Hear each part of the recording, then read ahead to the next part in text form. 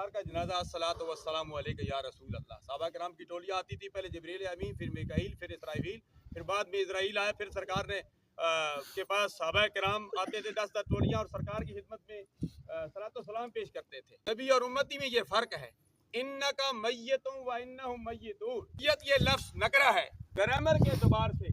جب ایک ہی جملے میں نکرہ آتا ہے تو اس کا معنی یہ ہے ایک نکرہ دوسرے نکرے کے متضاد ہوتا ہے، غیر ہوتا ہے. یعنی پہلے میت اور دوسرے میت میں فرق ہے.